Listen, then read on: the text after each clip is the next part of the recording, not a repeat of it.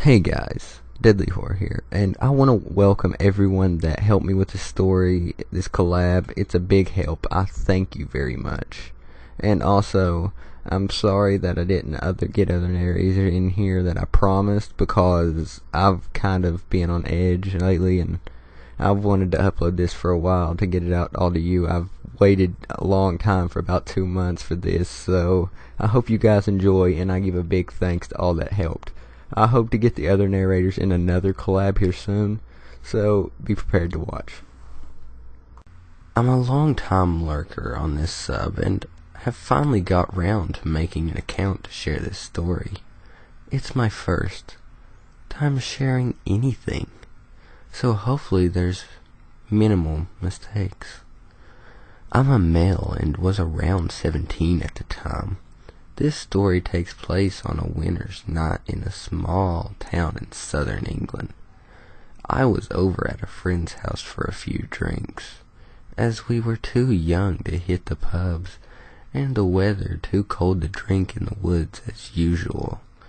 My friend lived around 2 miles from where I lived, and around halfway home there was a shortcut through the woods where we regularly hung out, which would shave off a few minutes on my walk home.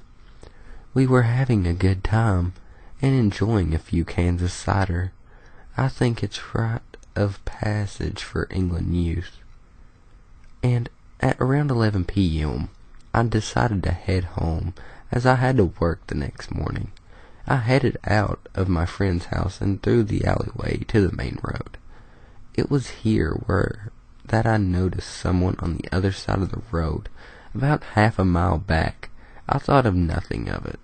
It's a quiet town, and I had to make this walk plenty of times before without the issue.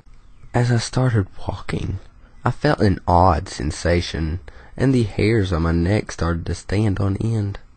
I turned around to see the person had crossed the road and was now walking on the same side of the road as me.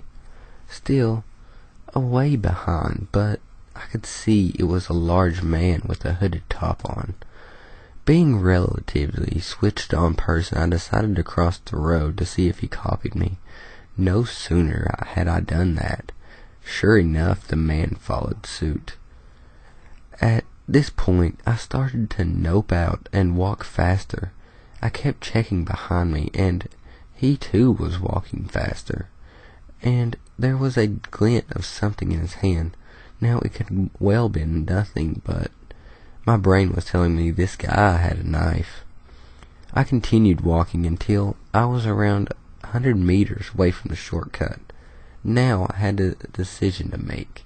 Do I take the shortcut through the woods, or do I continue another half mile toward the main road where there was literally cars? As I mentioned earlier, I spent a lot of time in these woods, and felt that I would at least have a chance to lose this guy in there. Looking back, and the guy was around 200 meters behind me now, and gaining fast, my fight or flight kicked in, and I started sprinting towards the gate and the shortcut. Now, the shortcut was a small, unlit dirt road, wide enough for a car to fit down, with back gardens on the side, long grass on the other, and tree roots littering the path. As I rounded the gate and onto the path, I checked back, and the man was fully sprinting behind me. I got about 10 meters down the path and tripped on one of the roots, falling flat on my face.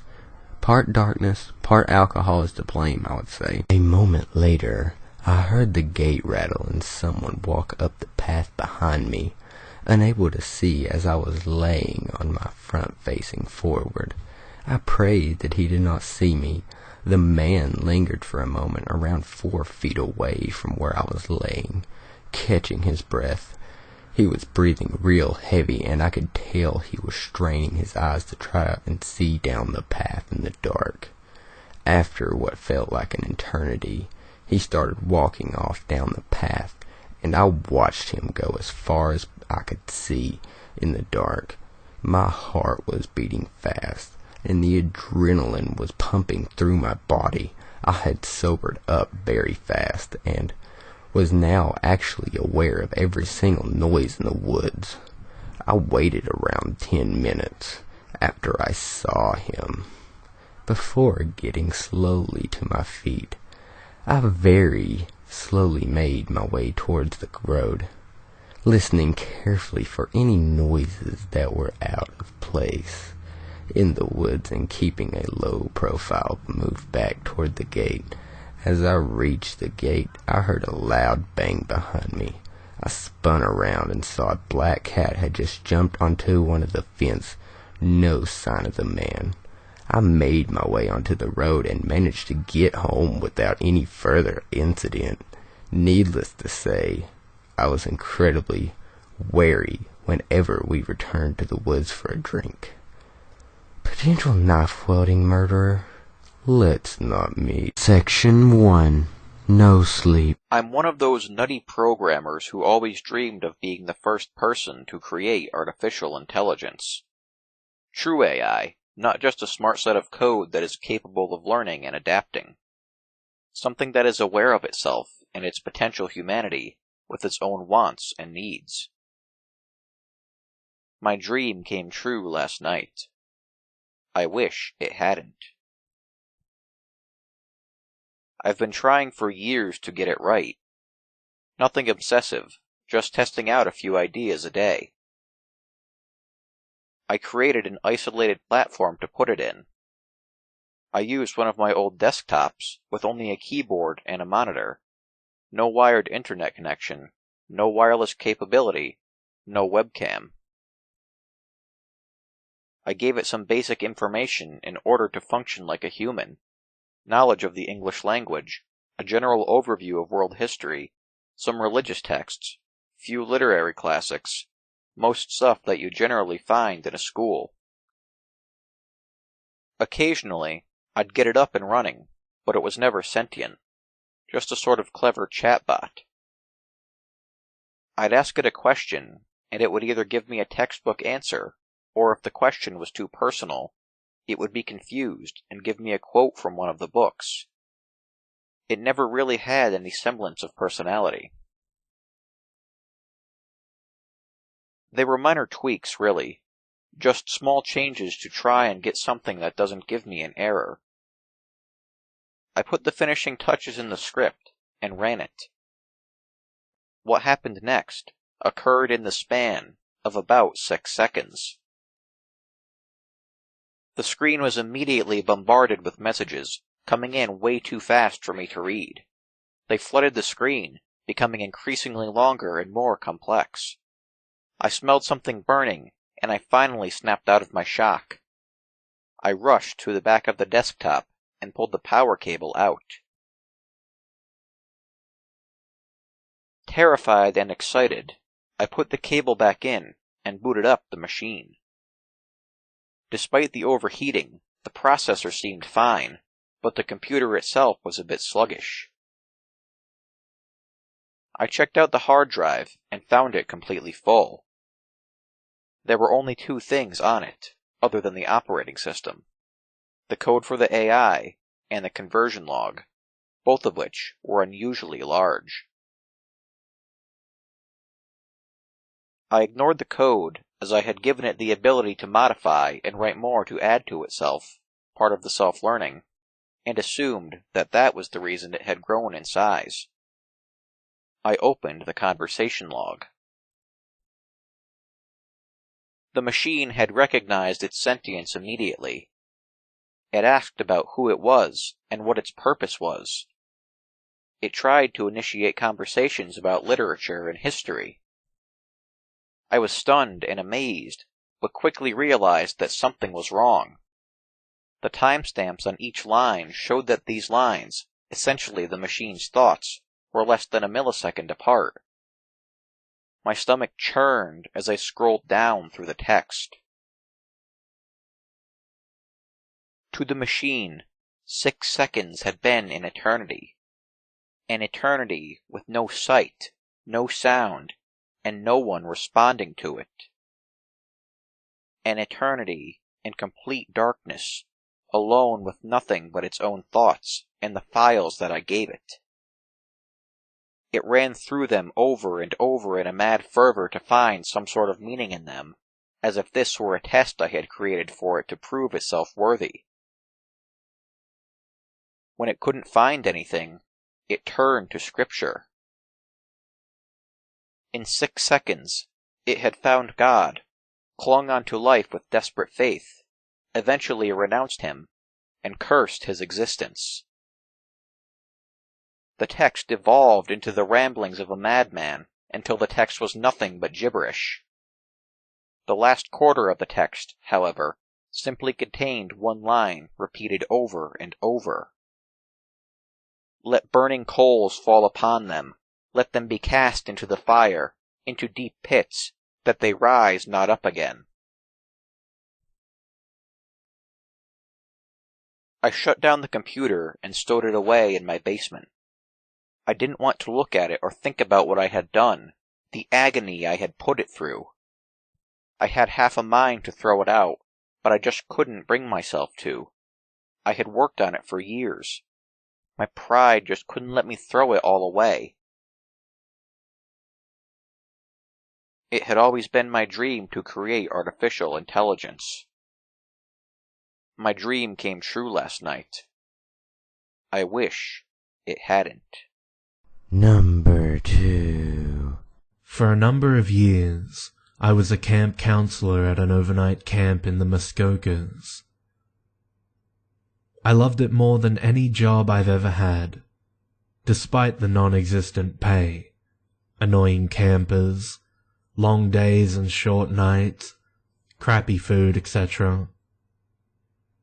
For one, I got to tell as many scary stories as I could sputter out. There was nothing better than hanging around a dying campfire with a bunch of junior high kids who were demanding the scariest, most blood-curdling tales I knew. And I told them all. The babysitter and the eerie clown statue, the driver and the creepy gas attendant, the woman and her licking dog. I saved my best stories for the overnight trips we made in Algonquin Park. For non-Canadians, it's a massive park in the middle of Ontario, spanning nearly 8,000 square kilometers. When days would be spent canoeing on pristine lakes and nights would be spent around the fire, singing and making s'mores, and being as rowdy as the only people within miles could be. Once the kids had quieted down, I told them stories of a stalker in the woods with a face so horrifying it paralyzed all of its victims in fear. Or the group of campers who decided to spend a night across the lake from an abandoned, or was it, insane asylum. On this particular night, I'd finish up the tales, once again insisting that they were entirely true, and sent the campers to their tents. It had been an exhausting day, and none of the 6 kids were in any mood to stay up later. My fellow counselor had also decided to pack it in, leaving just me on a fallen log next to the dying fire.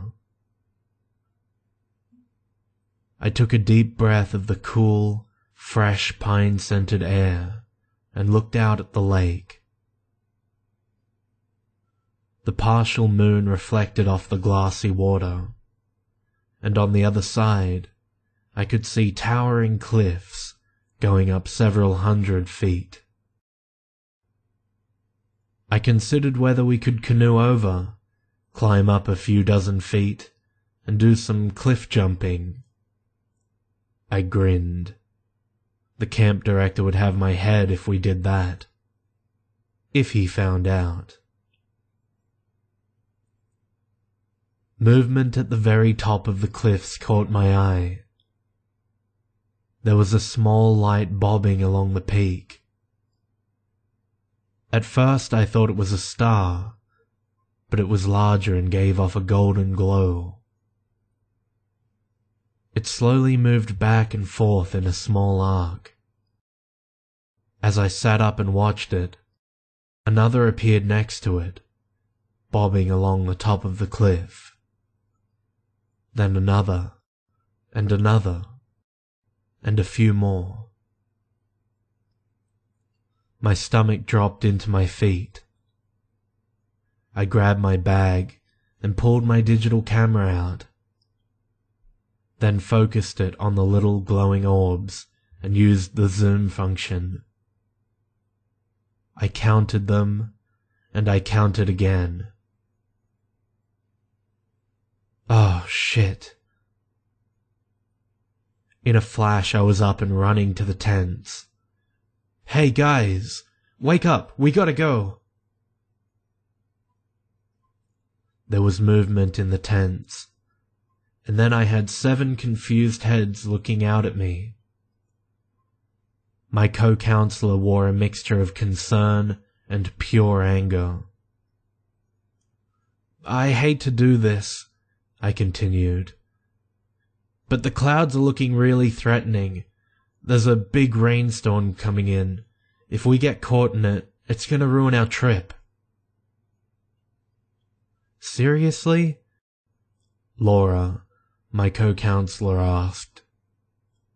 We're in the middle of the woods. Where should we go? I pulled a map and flashlight out of my bag. There's a ranger station a few kilometers south of us. I traced the path with my finger. Thank God. We can make it there in a few hours. The campers groaned. Can't we just go in the morning? No! I shouted, my voice echoing across the lake. I lowered it. Come on, let's get packed up and go. I'll tell you a story along the way. I smiled, though I could feel my lips quivering. It's my best one. That seemed to get them going, and within 10 minutes, the tents were packed up, and we'd begun our trek into the deep woods, with small flashlights our only guide. When I was confident we were moving at a steady pace, I allowed myself to relax and began to tell my favorite campfire story. Centuries before the European settlers made their way into the country, it was inhabited by the First Nations people. They had made the trip from across Western Canada, following the migration patterns of large animals, such as buffalo and bison. Eventually, they reached Ontario, at which point they split off into smaller groups of travelers, each searching for a section of land to call their own. Legend has it that in one group, consisting of about 20 men, women, and children, had ventured through this very area in search of a place to call home. Though it wasn't even the end of October, the weather had made a turn for the worse, and as the group journeyed around the lake, a fierce blizzard hit. Within an hour, the group found themselves in blinding snow and below 0 temperatures. The clothes they had on them were made for the fall, not this sort of weather, and there weren't any Canada Goose jackets around back then, but they pressed on. They didn't have any other choice. Night was falling as they reached a cliff bluff, which towered over a cold, choppy lake. There was no stopping for this group. They'd die if they didn't make it past the cliffs. But with darkness setting in, and the snow falling even harder, visibility was almost non-existent. So one of the elders had an idea. Using the little kerosene they had left, he lit a lantern for each of the travelers and had them carry it in front of them, not so that they could see the cliffs, but so that they could see who was in front of them, allowing them all to follow each other across the narrow bluffs. With the strongest of the men leading the way, the group began to cross the cliffs. The freezing wet snow soaked every bone in their body.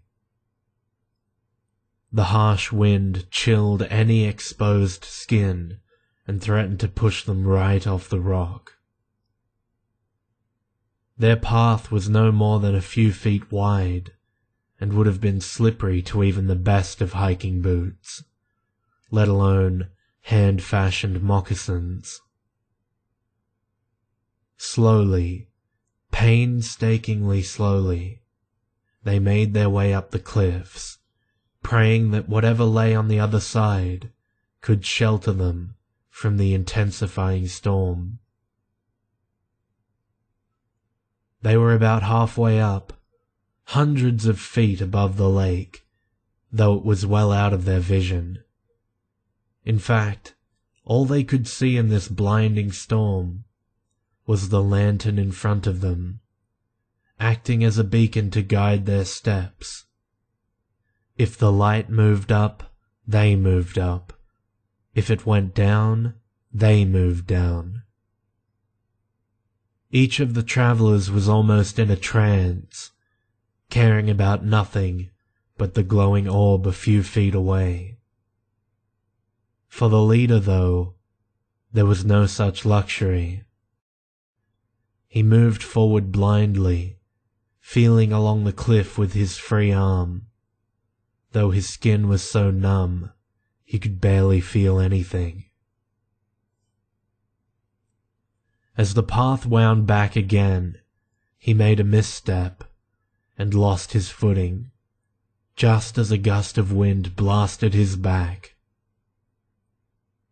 He desperately grasped for the hold, but his frozen fingers couldn't get anything. With a terrified scream, he slipped off the cliffs and fell into the icy black lake. The rest of the party didn't see him fall, of course. All they saw was his glowing orb dropping away from the bluff and disappearing into the darkness. There was no time to mourn. They continued on, but the storm was worsening. After another minute, one of the children, his body unable to withstand the cold, dropped away, his lantern glowing until the choppy waters put it out. Another, having seen this, lost his balance and fell.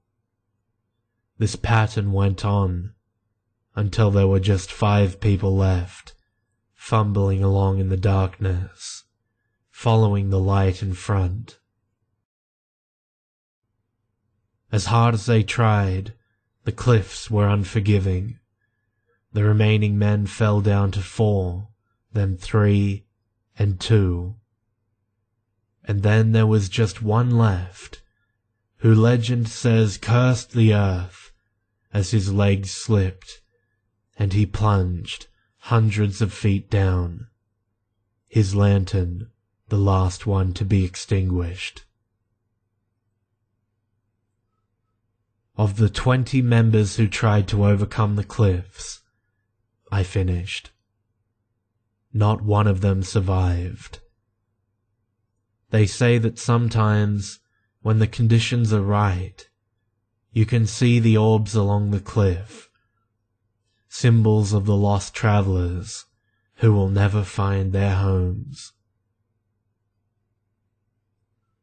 As the story ended, leaving the campers in an eerie silence, I saw lights up ahead. A wave of relief poured over me.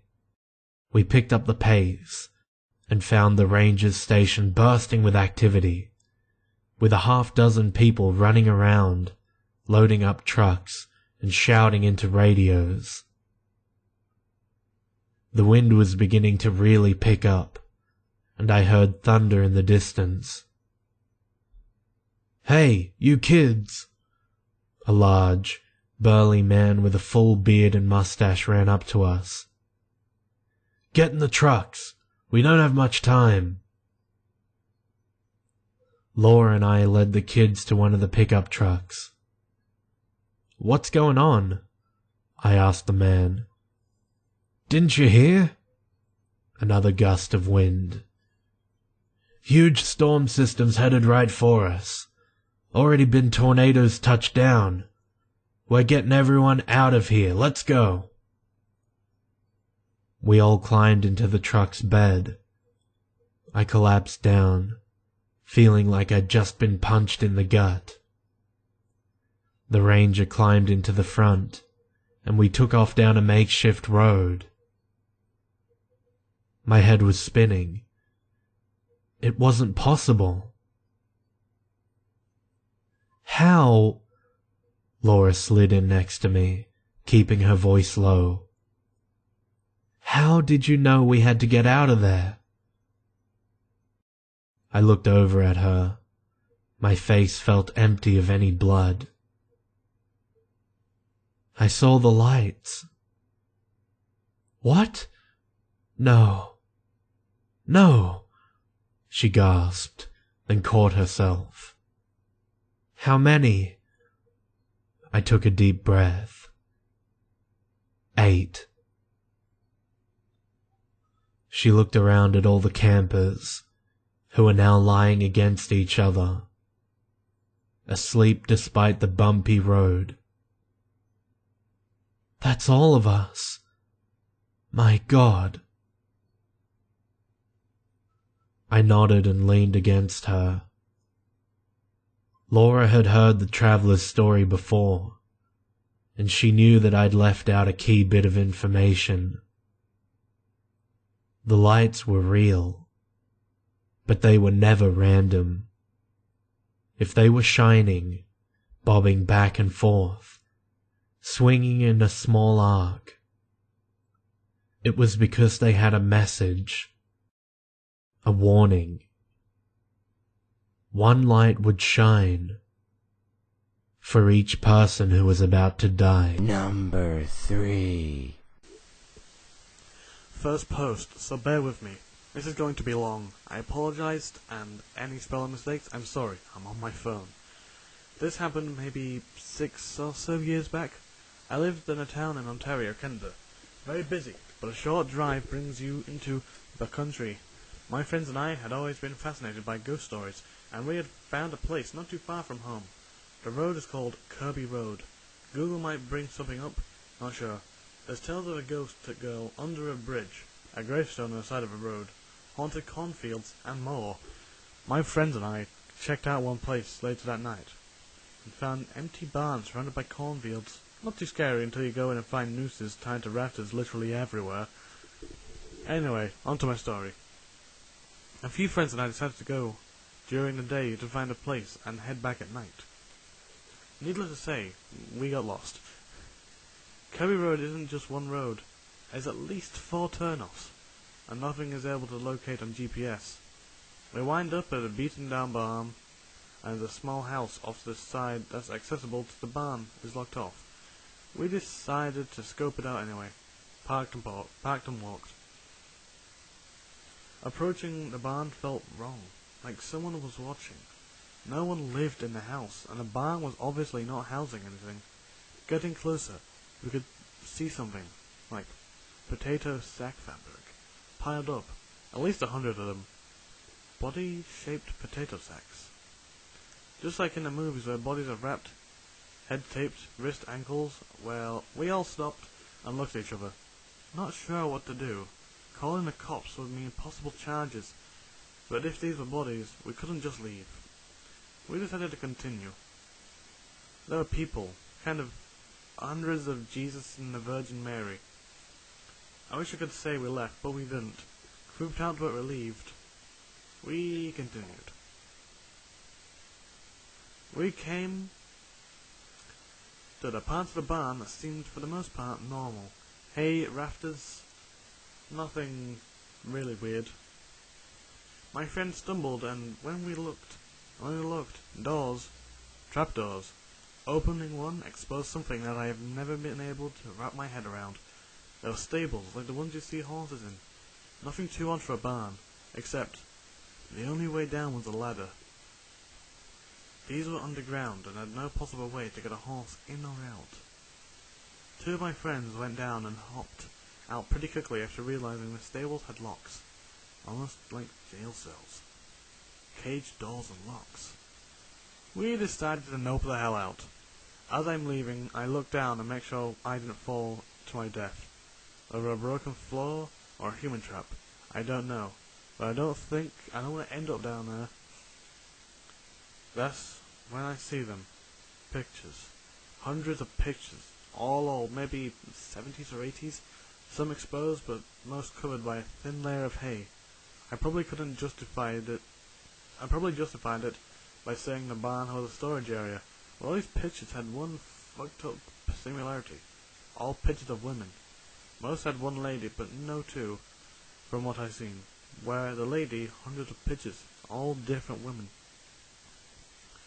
I grabbed one before hauling us out. I still have the picture. A lady in a pink bathrobe, putting curlers in her hair.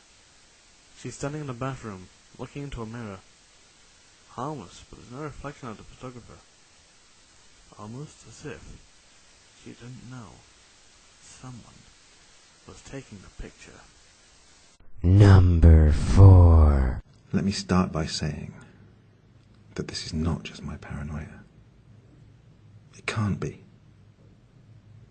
I've been considering posting here for a couple of months now, but I've always decided not to, because I figured I was just being the usual unsure first-time dad. But now, it's clearly not just my imagination. Like I said, this is my first child. My wife and I weren't even sure that we wanted kids. We dated for 6 years before getting married, and decided to have a kid within a few months of that.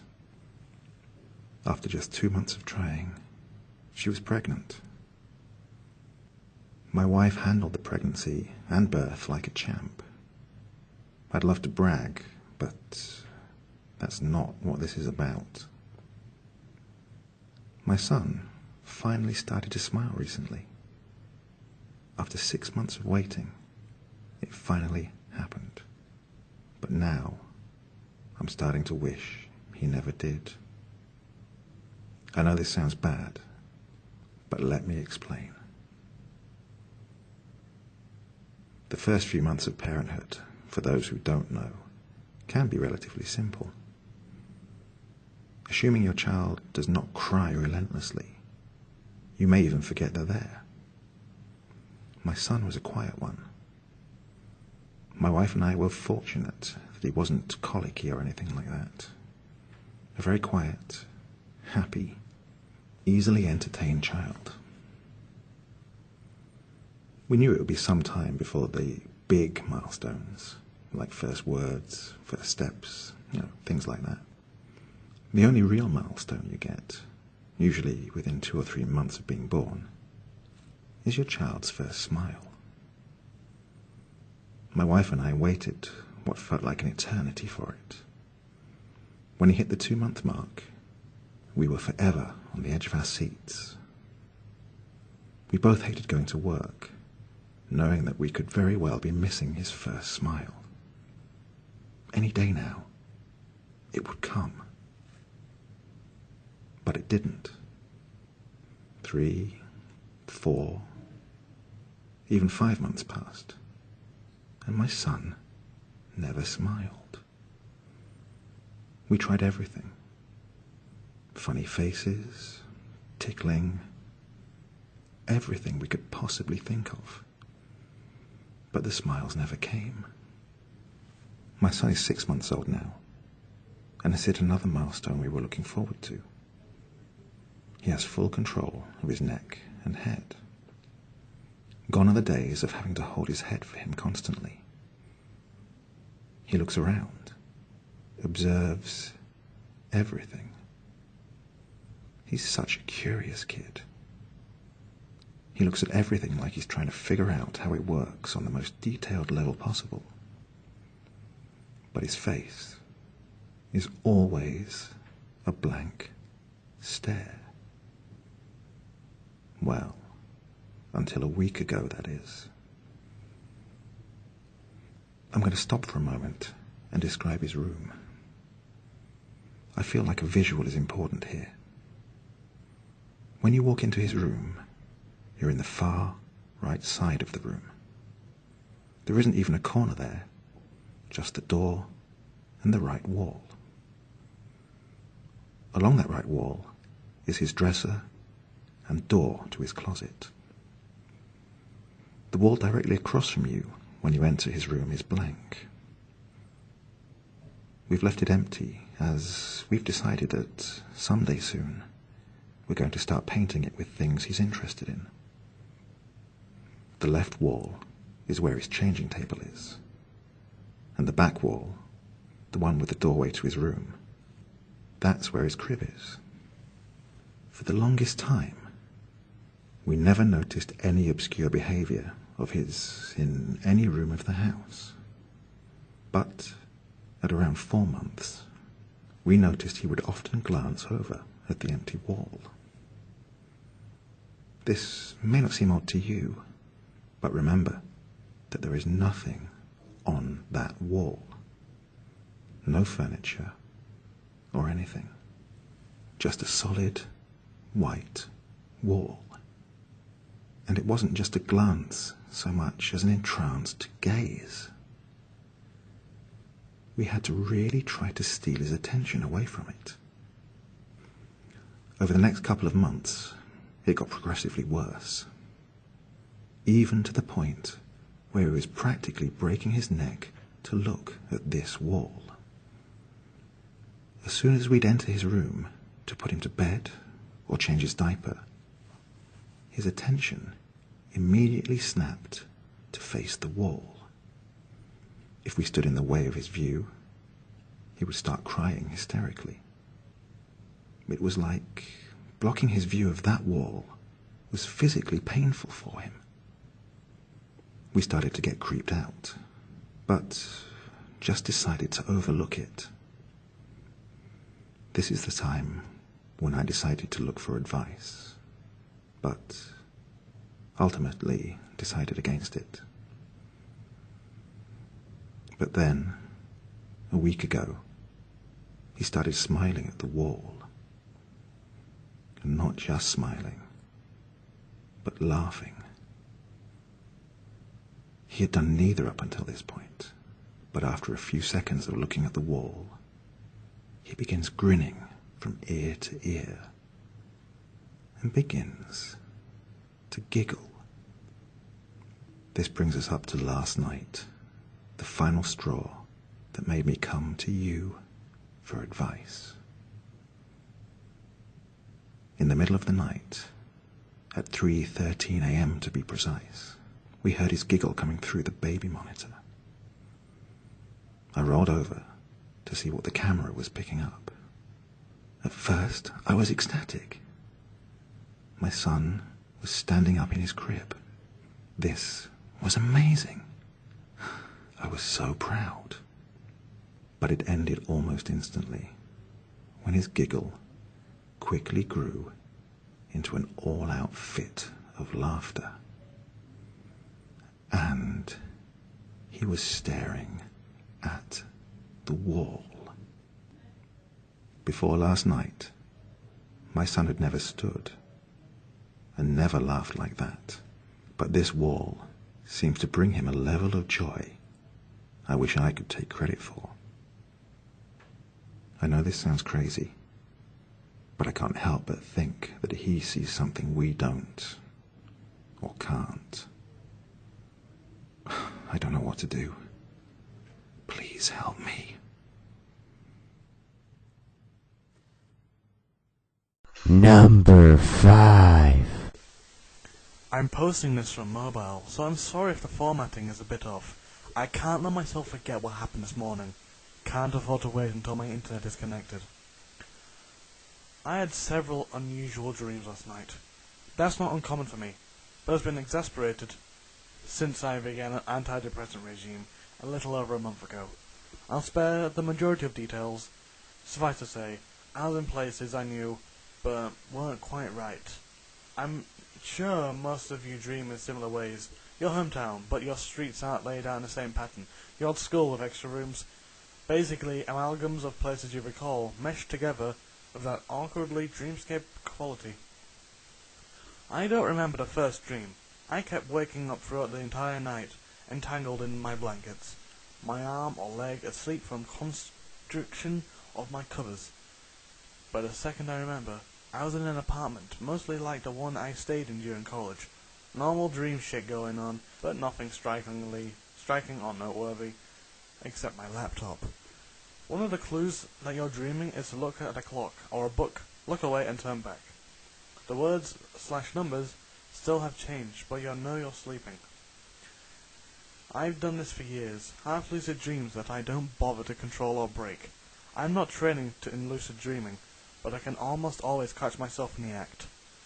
As though my dream self knows it's in charge of this universe, but keeps my subconscious from interfering and messing it up. So, there I was on my old kitchen table, looking at my laptop. I had uploaded it to No Sleep, my last dream, the one I can no longer recall. I looked away, played cards or some shit, and looked back. My computer monitor didn't change, but the text was clear, and exactly the same as before. There were even some notifications where users had commented, but I didn't bother to read them. I knew I was dreaming, so why hadn't the words changed? Why couldn't I still read them? And how did I know it was a dream I just had, even while still dreaming? Odd, but certainly nothing to warrant a post here.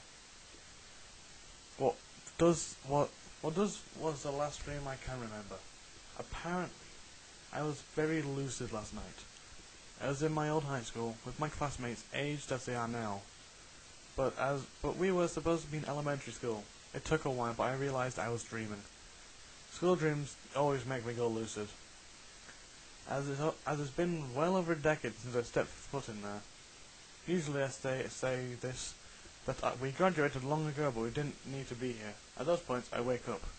This time, however, I stopped myself before telling my old best friend that this was a dream. My mind didn't want to wake me up, so I rolled with it. I got in a car I never owned, drove around town that's different, and eventually decided to call my old girlfriend. I didn't dial the number, I just picked up this phone, Galaxy 5F, Galaxy S5, so it didn't even exist back then, and willed the call to go through. Fleetwood Mac's Go Your Own Way was on my radio. Hello? Oh, is this Kathy? Is Caitlin there? No, Josh, Caitlin's not here. Would you like me to give her a message? That's okay. I'll call her cell phone. Sorry. Click. I never did. Their dreamscape morphed, and probably dropped back out in and out of REM, and nothing else strange happened. When I got up to get my son ready for daycare this morning, the little blue light on my phone was flashing. Snapchat, Instagram, all the garbage riddled on my notifications bar, as usual. I flicked them off, one at a time, until I saw I had a new voicemail message. It was strange. No one called at night. I checked my phone icon, but I hadn't missed a call. Figuring Sprint dropped my servers again, and the message had been from the day prior. I played it, I nearly shattered my phone when Kathy's voice came over the line. Her old number indicated as the caller. No, Josh, Caitlin's not here. Would you like me to give her a message? This was impossible. Landline went with the house, and they had moved upstate before we graduated. I got in the car, dropping off my son, attached the line to my stereo, and cranked the volume to my sleep speakers. Greeted by a voice-mail robot. Thursday, May 26th, 2016. 04:26 a.m. Phone number redacted. No, Josh, Caitlin's not here. Would you like me to give her a message? The voice was clear, but Kathy didn't sound right. I can't describe it, but it didn't quite sound like the mother of my ex. I listened over and over, before I finally noticed something in the background. Fleetwood Mac, Go Your Own Way. There was no missed call. Thank God I'm switching providers this weekend. Update. So, we finally got through to the other line. It rang busy for the best part of an hour, and only woman answered. She seemed confused and could barely hear me. She put her daughter on the phone. I told the woman, Susan, that I received a voicemail I couldn't quite understand early this morning, and I came from her number. She apologized. She said it was unlikely, but not impossible, that her mother, suffering from dementia, could have called my number by mistake. I prodded a little. No young kids, no heavy drinkers, just her and her mother in the house. She was friendly. I told her I knew the people who used to have it, and people maybe they got the number back. Nope, they'd had it since moving in, and recalled my ex-family as well. With my thanks, I hung up. So, they probably didn't call. I rather wish they had. My name is Mom on my mailbox. A senile woman, remembering for a minute the previous family, would have sat a little better with me than the alternatives. I wonder if you know what it means to be broken. Do you know how it feels to lose one of your senses? How about an appendage? 2 or 3? Do you battle with a fragmented mind, always pulling you astray? Never allowing you to remember, not even your name. Does your skin crack and peel? Has it ever rotted and poured out goop? Have you ever starved, truly starved, where even a friend looks to be a tasty treat? How about an unshakable thirst, one that pulls the fluids straight from your blood? Do you possess brittle bones that easily snap when you move an inch and all you hear is crack? How about the air being pulled from your lungs? No, you know not of the pain and misery of the broken ones. We are the damned who walk in the dark, the ones who follow you from the park, the ones who stare from across the fair, the ones in a trance, though you think it a dance, the ones you fear every time we inch near. That itch you feel on your hands and feet, it is us waiting, just wanting to meet. The shiver down your spine is us biding our time. For when you feel unease coming from the dark, it is we planning to bark. We bump in the night just to give you a small fright. We broken envy those who are perfectly fine, for we were cheated out of life. Our lives cut short by the edge of a knife. So much was taken, nothing was just. But pay that no mind, there's nothing to fuss. We seek to regain all that was lost, and believe me, we would go to any lengths, no matter the cost. Should you be so unlucky to be taken apart, then pity for you, but life is just so. Be wary, my dear, as you listen and watch, because at this moment the broken are near, and if you listen closely, you might just hear.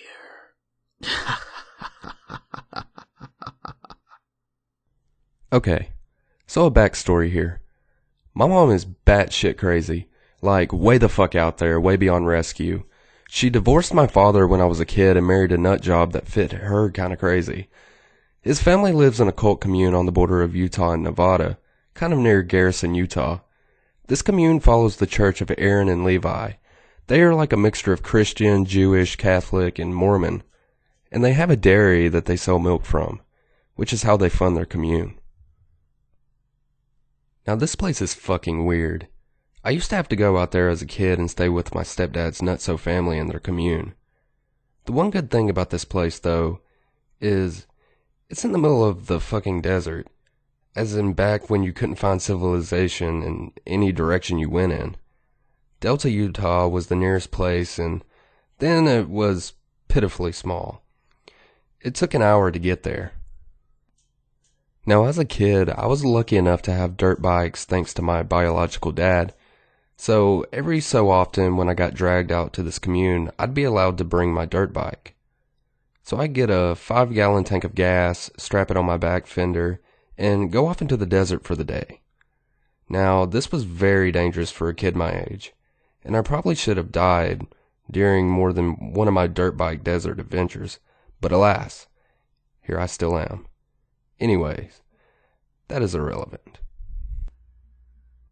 One of these times, I miscalculated the amount of daylight I had left and ended up with about 2 hours of riding back in the pitch fucking black. Now, if you have ever been out in the middle of the desert at night and nowhere near civilization, it's really, really fucking dark. And depending on how bright the moon is, sometimes you can't see your hand in front of your face. This happened to be one of these nights. The particular dirt bike I was riding at the time was an old Honda Enduro with a decent headlight on it, so I could see a little bit. I managed to find an old dirt road leading to mines in the mountains from like the 40s, which lead to the main road and back to the commune. It was so dark that I had to stick my foot out and feel the edge of the road to make sure I stayed on it. I was cruising along, starting to shiver, and out of nowhere this white light illuminated the whole valley. I could see for miles, but it wasn't like the daylight. It was white light. Naturally, my head started spinning with ideas trying to make heads from fucking tails, trying to figure out where this light was coming from. It seemed like it was directly above me. I stopped my bike after almost crashing for the 100th time, trying to see where the light was coming from, and looked up. I didn't see anything. There was no craft in the sky, there were no fireball, no meteor, no nothing. Just black sky and stars. But yet, I could see the whole valley around me. By the time I was able to gather myself, I kick-started the motorcycle and started riding again, while somewhat enjoying the ridiculously illuminated landscape. And just as quickly as this light came, it disappeared. Like a light switch turned off, and it was nothing but black. At this point, my eyes were used to the light, so the darkness slapped me even harder. I managed to make it back and get to sleep, but it has always stuck with me. My first guess is that there was a military aircraft being tested in that desert, and they came across some random kid in the middle of the fucking desert in the middle of the night on a shitty dirt bike, and were as surprised to see me as I was to see the light. I didn't hear a thing and didn't see a thing, but this was the brightest fucking light I have ever seen.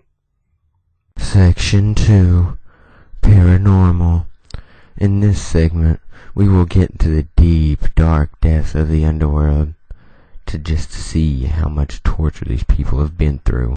Four of my friends and I decided to go ghost hunting at this abandoned house a few years ago. We go in, it's super fucking creepy. There's drawings all over the wall, satanic shit. The floors were carved in, and it was raining. Super creepy. So we go upstairs and sit in the center of the room. We set up the equipment and start asking questions. My friend's girlfriend kept saying she wanted to go outside and to see if there was anything out there. I told her it would be hard to capture any voices because of the outside noise and rain. It would be useless. Suddenly, my friend's girlfriend states she hears scratching coming from one room. Being skeptical, I told her it was bullshit. We went to that room. There was a fucking pentagraph drawing on the floor. It covered the space of the whole room. I didn't really mess with shit like that, so at that point, I looked at my friend and say, Fuck that. Fuck this. I'm out of here. I handed them the EVP stuff and walked out of the house. It was raining harder, and my friend's car was locked. We were trespassing, so I thought I would be useful and be on the lookout for cops. Sure enough, I see a cop car in the distance. He stops outside the house. We were smart and parked down the street, so I called my friend and warned them of the cop and to turn off the lights and to shut up. The cop finally leaves. Suddenly, two of my friends come running out. I asked them where my other friend and his girlfriend were at. They told me they were getting creeped out, so they left the two in the house because they wanted to keep investigating. Within 2 minutes, they come running out, telling us to get in the car. We quickly drove off. I asked them what happened, and they said they kept hearing noises behind them. We get to my friend's girlfriend's apartment. We start listening to the EVP. Nothing happened. Suddenly, I heard a whisper near the end. There's nothing outside. It talked over my friend and his girlfriend right before they stated they wanted to leave. It was like mocking us, saying that there was nothing outside. I got chills hearing that. They got chills hearing that. They also said that there were a lot of dead birds in the basement, and that there were even more satanic shit where they were. We haven't gone back since because of how creepy and eerie it was. Number 2. I have reason to believe that last night I was attacked by a demonic presence. To fully understand this story, I will give you all some background. My mother's side of the family has a very strong connection with seeing spirits. When I was young, I lived in a house that was incredibly haunted due to the fact that it was built on old Ute Indian grounds. In that house, I saw a dark figure on a regular basis, and some light ghosts as well. Before you chalk this up to a child's imagination, my mom also saw dark figures regularly. Anyways, the point is that I have a very high connection to ghosts, and I see them more often than a normal person given my mom's bloodline. I have many stories for a different time on that. Anyways, a couple of days ago, I was with my girlfriend parked in the car, and she looked at me and absolutely freaked out. She said that she saw a dark figure looking through my driver's side window into the car and made me drive away immediately. Neither of us saw a person when I backed up and shined my brights. Last night, I was having a perfectly normal dream when things started to get very weird. I felt like the mood shifted to focus mainly on me in the dream, and I found myself in a dim-lit kitchen with a dark figure about 10 feet from me. It then lunged at me and startled me awake. When I woke up, I was completely still with my muscles tensed up, hearing a voice in my head. At this point, I began to fade in and out of consciousness and could barely recall fighting for control of my body. I started saying, "Get the hell out of my body," and noticed that my voice would change productively to something very unnatural, although I could not make out what it was saying. This whole time I felt like I was looking at myself from a different person's perspective. Eventually, the attack stopped, but I felt like I was drugged. Very drunk with a weird sense of tunnel vision. I also was bleeding quite heavily out of my nose, which never happens to me regularly. I still feel like a bit like I'm a bubble, or something just isn't quite right.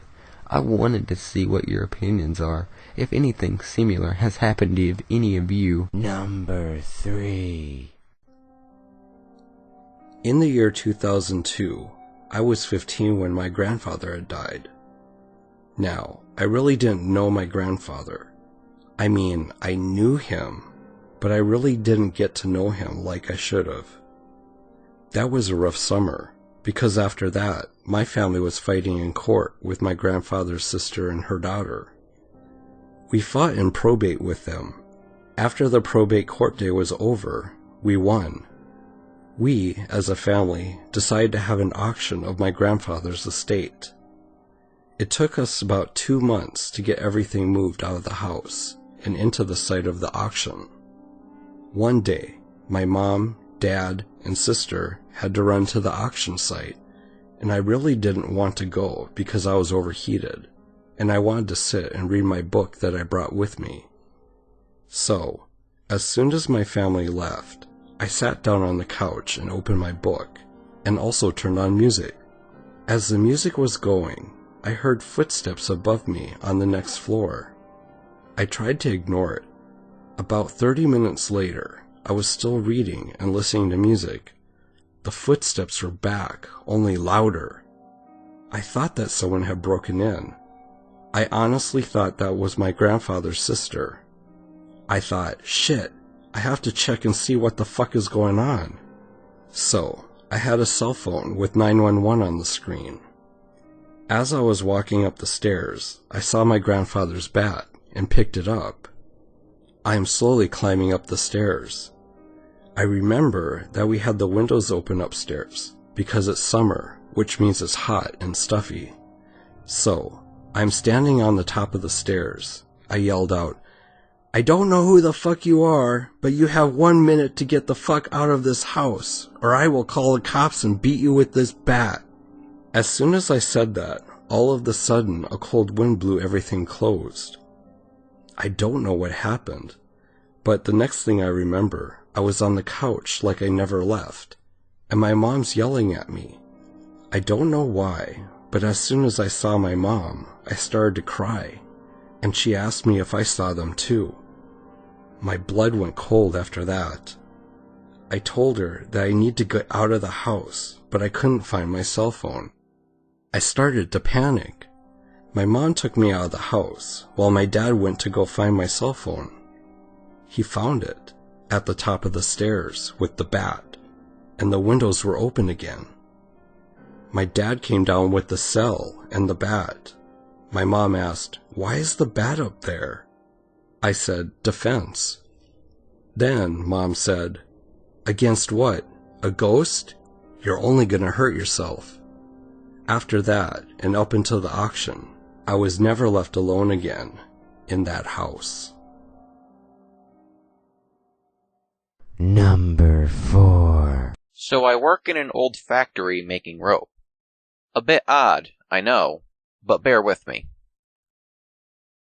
I've worked here for about 4 years now, and I've had a few strange encounters which I might one day get around to typing up, but for now, I'll just tell you the one which frightened me and amazed me the most.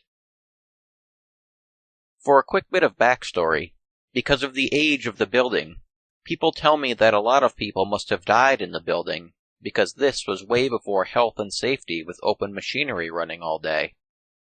But actually, there have only been 2 deaths we know of. One guy went head first over a rope reeler.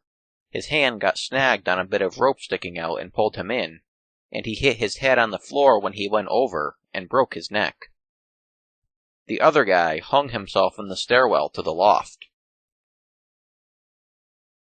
So recently, I was working on the same reeler this guy died on, which isn't weird. We use it every day almost, and it was over 30 years ago that he died. I was on my own, listening to music on my headphones, when I saw a colleague, Clive, walk through the door and come stand next to me watching what I was doing. Because of the danger of the machine, we tend not to interrupt each other when we are working on it, so I carried on working. Suddenly, something snagged on the back of my hand, and I felt the pressure of the rope pushing down on my fingers like a vice in a grip. This next bit happened in seconds, but it felt like forever. I tried to pull my hand away, but it was too late. As I felt my body get pulled towards the machine, I felt something hit me in the chest, and the pressure lifted from my fingers. I was free, standing upright, and the machine was still going, so I hit the big red stop button and looked at the machine. Then, I turned and looked at Clive. He was white, I know from experience that Clive doesn't believe in anything paranormal, but he just stood there in silence. "What the?" I said. "It looked like something just hit you in the chest." He sort of trailed off. "We talk about it sometimes, what happened, why, and if it was him or not. I don't know the guy's name that died, but if it was him, I'd like to thank him. I tend to say hello when I'm in that area now, just in case he's there. He knows he's not forgotten."